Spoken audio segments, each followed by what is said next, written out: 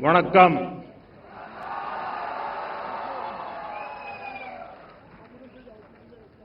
இனிய பொங்கல்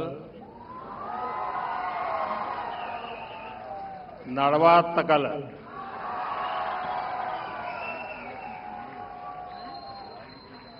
आज पोंगल एक ग्लोबल फेस्टिवल बन चुका है. दुनिया भर में तमिल समुदाय और तमिल संस्कृति से प्रेम करने वाले लोग इसे उत्साह के साथ मनाते हैं. उसमें मैं भी एक हूं.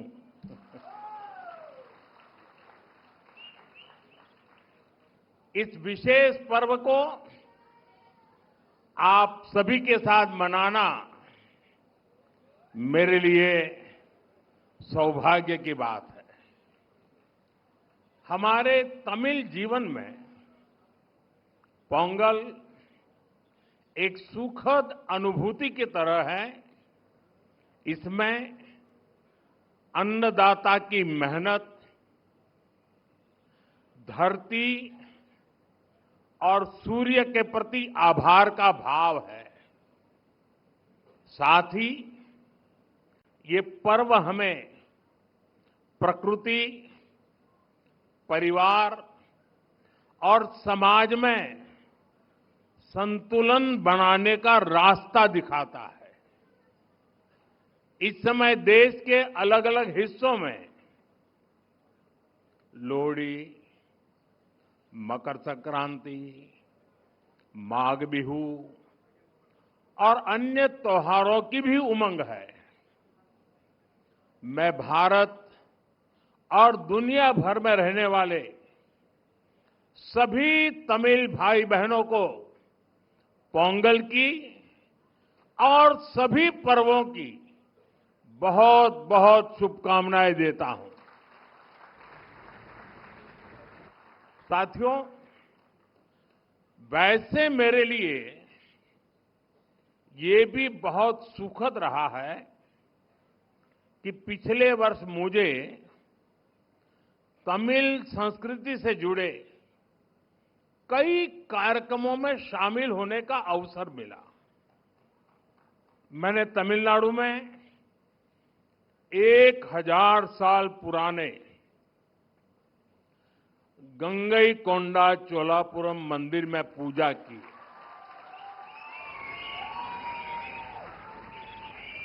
वाराणसी में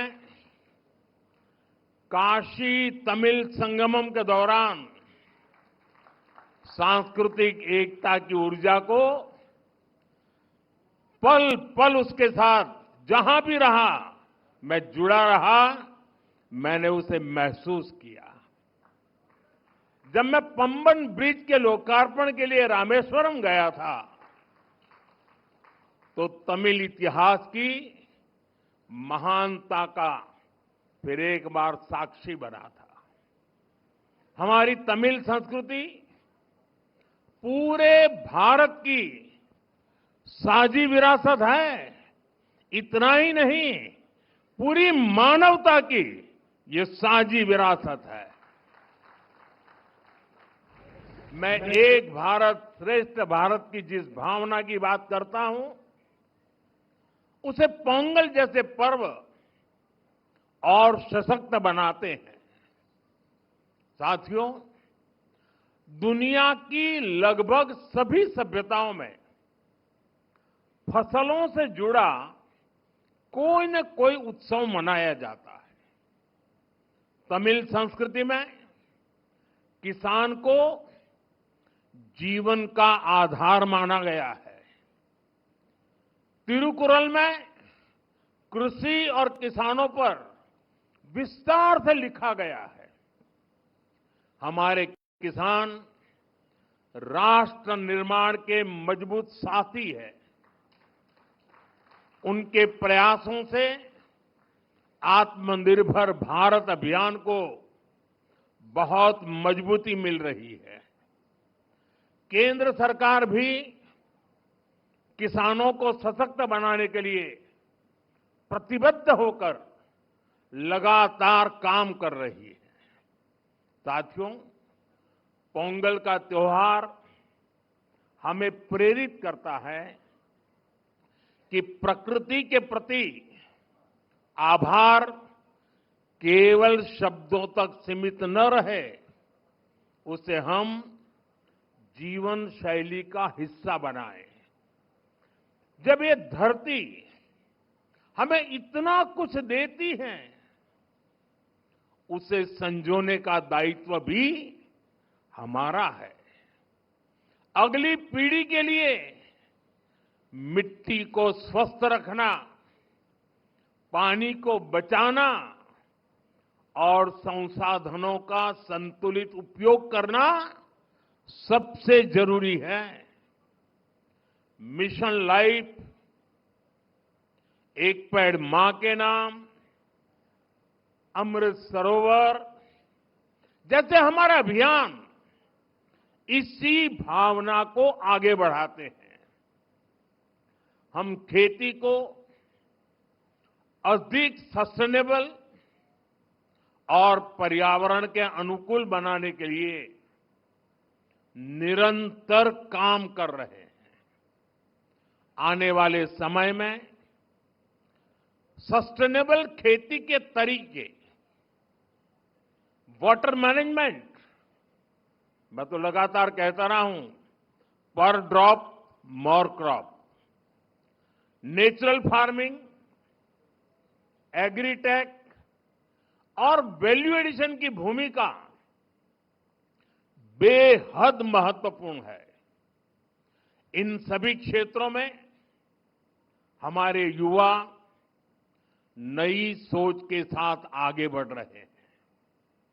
कुछ ही महीने पहले मैं तमिलनाडु में नेचुरल फार्मिंग से जुड़े एक सम्मेलन में शामिल हुआ था, जहां मैंने देखा कि हमारे तमिल युवा कितना बेहतरीन काम कर रहे हैं। यानी प्रोफेशनल लाइफ की बड़ी बड़ी चीजें छोड़ करके वो खेत में काम कर रहे हुए मुझे मिले। मैं खेती से जुड़े अपने युवा तमिल मित्रों से आग्रह करता हूं कि वे सस्टेनेबल खेती में क्रांति लाने के इस अभियान का और विस्तार करें। हमारा लक्ष्य ये होना चाहिए कि हमारी थाली भी भरी रहे, हमारी जेब भी भरी रहे और हमारी धरती भी सुरक्षित रहे। साथियों, तमिल संस्कृति दुनिया की सबसे प्राचीन जीवित सभ्यताओं में से एक है। तमिल संस्कृति सदियों को जोड़ती है। वो इतिहास से सीखकर वर्तमान को आगे का रास्ता दिखाती है।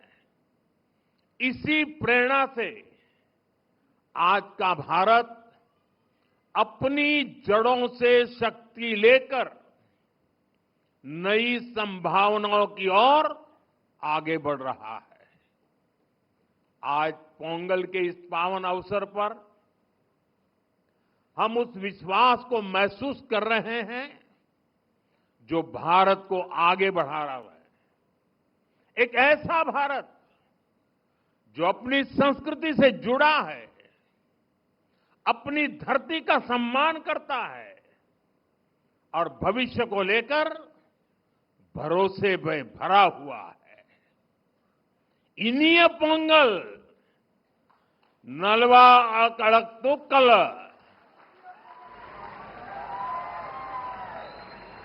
वाळगा तमिल, वळगा भारतम।